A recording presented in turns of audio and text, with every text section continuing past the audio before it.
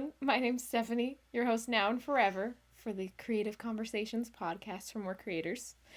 So, twice a month, we'll be interviewing a creator, whether it's music, fashion, art, anything of the sort, talking about their creative processes, their challenges, their growth, their vision for the future, anything and everything. And for our first guest, we have JAY1K, but I'll let him introduce himself a little bit. What's up? I don't know how to introduce myself. What's up, everybody? I'm J1K. Um, I make music from time to time and a whole bunch of other stuff that goes with that. But yeah, I'm going to be on Spotify and Apple Music soon. So we're working on that. But yeah, other than that, how did I get into music?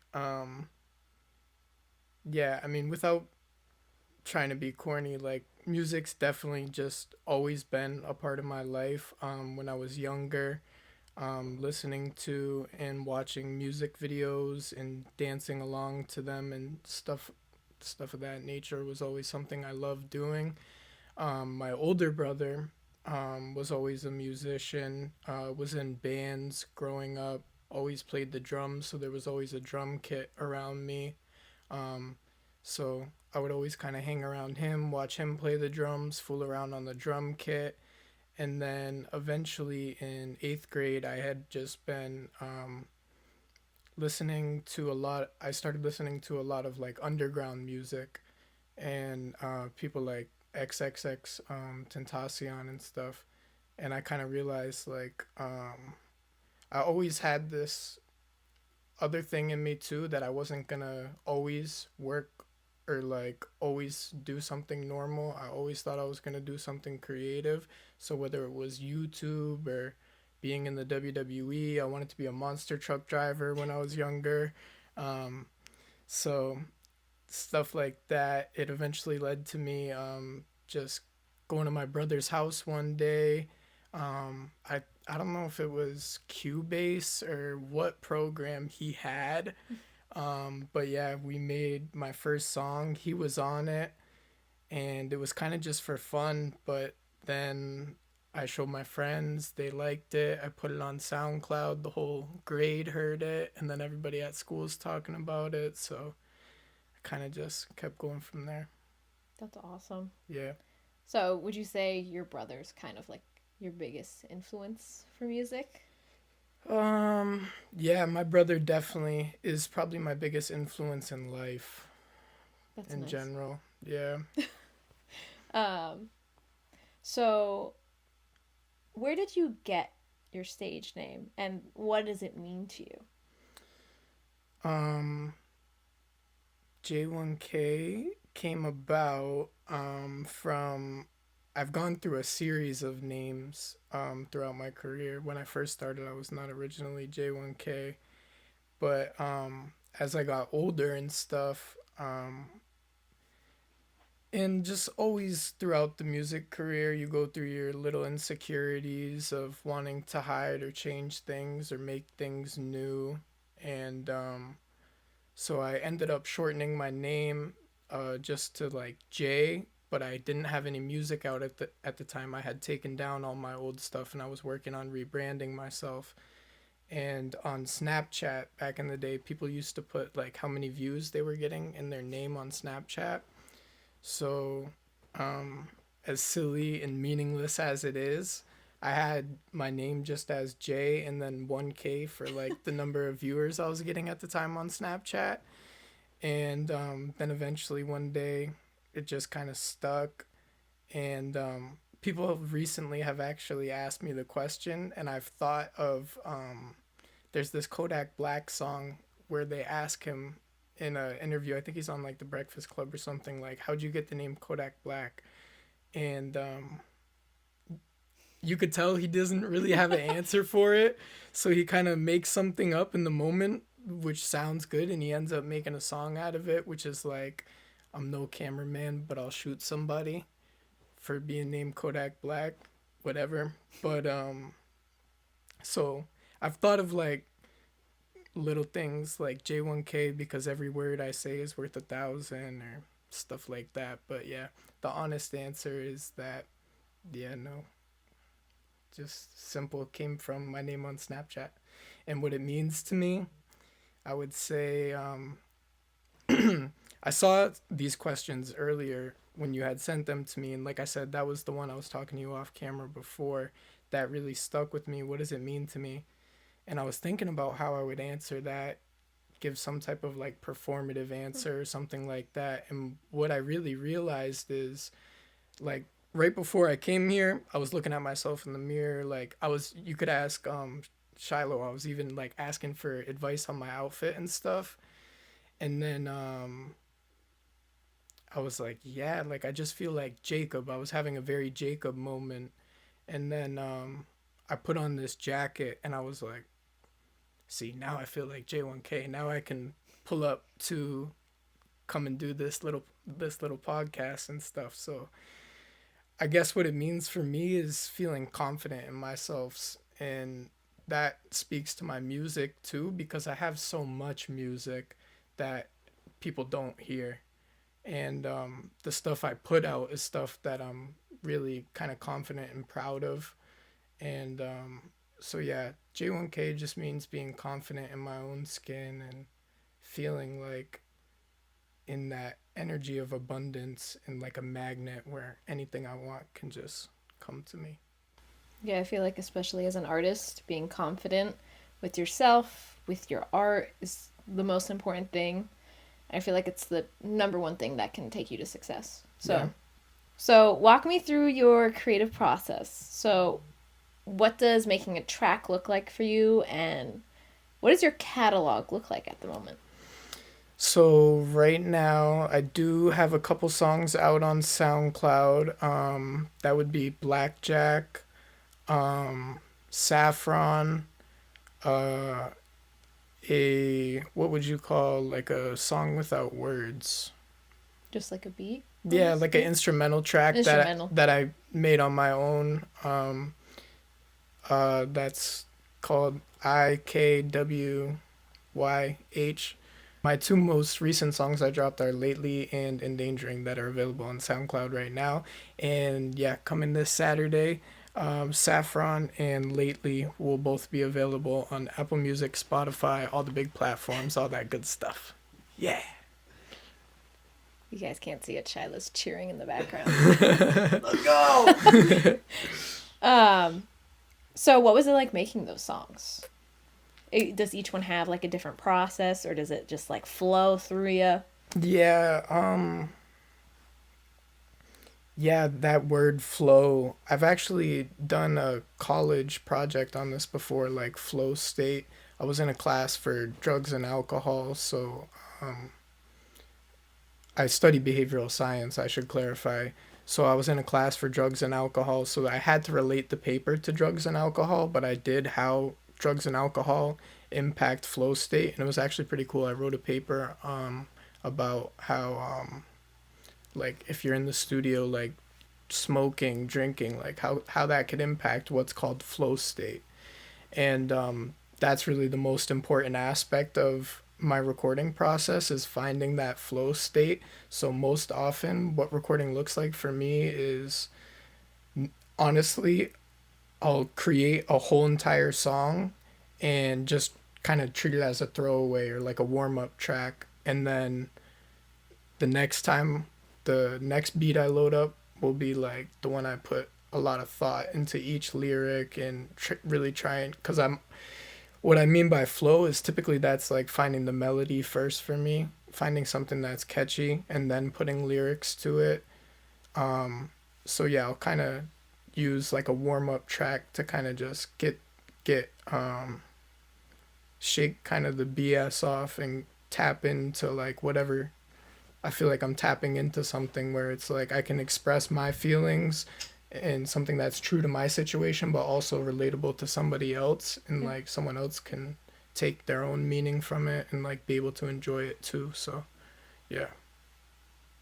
Yeah. Did that answer the question? I don't know. No, I think it did. Because I think everyone's creative process looks different. Yeah. Like, if I'm writing music, I'm writing it down physically, and then I'll, like, go to the studio and then I'll record something. Like, I won't do it there. And, like, yours is, like, in the moment. You know, you got to feel it. Yeah. Get one out, get the nerves off, and then you're right in it. Yeah, because most commonly I record all my music on just like Apple headphones in my room at home on my phone using like BandLab. Um, and I've wanted to get in the studio recently. It is something I'm gonna do. Um, just because recording like rock songs and like other genres has proved to be like a little bit more difficult on the like engineering aspect of it using only headphones as a microphone. So even you using just your headphones, it sounds great. Yeah, I appreciate it. Thank you. But yeah, so some days it just comes to me. It's a in the moment thing. Like Saffron was kind of more of a like, how could I say, like you had to work your way towards it was more of like a process to create that song. It was like the melody or the idea of, actually the lyrics and the melody kind of came to me simultaneously just one day while I was at the gym, and I was like, okay, so I recorded a video of myself saying it out loud just so I could remember it, and then I looked for some instrumentals. I ended up landing on one that suited the vibe I was looking for, and then to promote it, I learned the song on acoustic guitar just to post a little clip of me like playing it, so that people would just go to the song, go and listen to it. I mean, just learning it on acoustic, just from the raw melody, and then like you're playing it by ear crazy. Too. That's crazy. That's awesome. So next question's a bit of a doozy one. But so how do you balance authenticity and storytelling in your music? Because you said to me before that you're a storyteller. So how do I balance authenticity and storytelling is, how do I do that?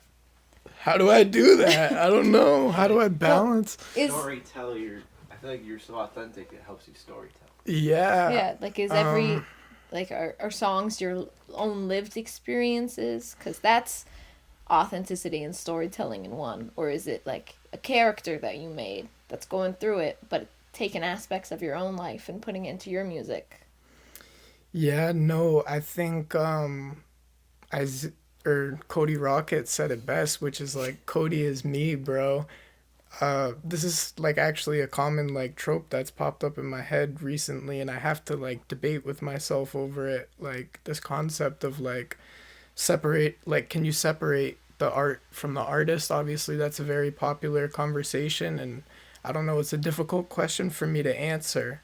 What I can tell you is, I don't know, being Irish, it's, I guess, in my blood to go on long-winded story, make it a theatrical thing, the way I answer questions and things like that. But the one thing I can say about myself is I just always strive for honesty. So things that are honest, I think, are relatable. I think that's why people gravitate towards certain things, is when they can tell that it's not fake. So yeah. How did you feel about that Cody Rocket album? Dude, I said that. So this is what I said to him in the text message, is like, I was sat back in my seat and like humbled, genuinely like inspired. Yeah, dude, I was, my socks were blown off when I first heard it. I was like not expecting what I ended up hearing, and yeah, I thought it was incredible. What are some other like artists? Shout out to Cody Rocket. My bad. No, you're good. What are some other artists locally that you're like collaborating with, or just kind of feel the energy with, and like how has that helped you find your own identity, I guess? And like, you know, I think matching energy, but also seeing where you are and what you're not is just as important. So is there any other like artists locally, or even like bigger artists that like you're kind of paying attention to, but like are also using for your own energy? I mean, yeah, of course, this right here, you guys, the homie Johnny, who introduced me to you, of course. But yeah, dude, I'm really honestly super excited for what you guys have coming up in October and everything. And yeah, I'm pumped. I can't wait to find my role to be a part of that somehow. And You applied definitely for gonna be on everything. the. Yeah, literally. So yeah, I yeah, feel like Johnny was a big part of our relationship. He was kind of like I just heard. I think it was two. It's called two, right?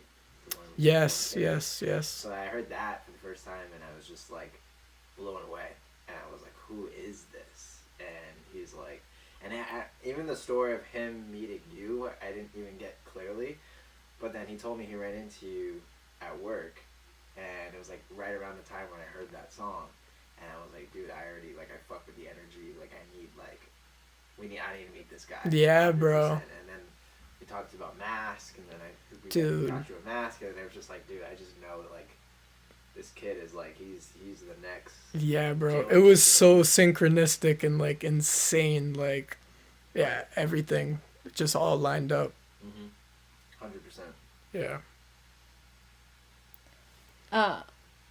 What about like he sent me a video of one of your visualizers. Yeah. How do you make what was those? it? Bad or was it Boss? Which one was it? I think it was Boss, right? I mean, So what was the question? My bad. I didn't mean to cut you off. oh, you're good. Oh, how did you?